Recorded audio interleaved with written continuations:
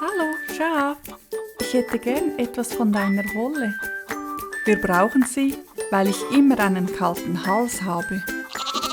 Warum frierst du? In Afrika, wo ich herkomme, ist es viel wärmer als hier.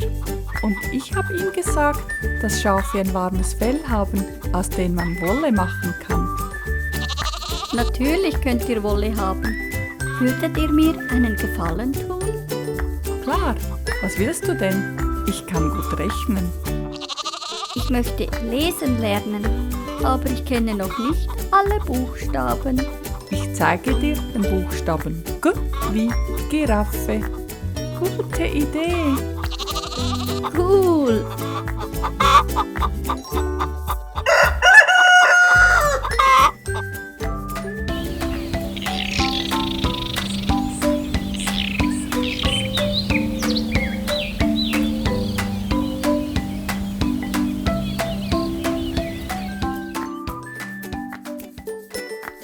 Ich zeige euch jetzt, wie man den Buchstaben G wie Giraffe schreibt. Mach einen großen Bogen nach unten, dann gerade nach oben und wieder nach unten. Und zum Schluss einen kleinen Strich. Das üben wir nun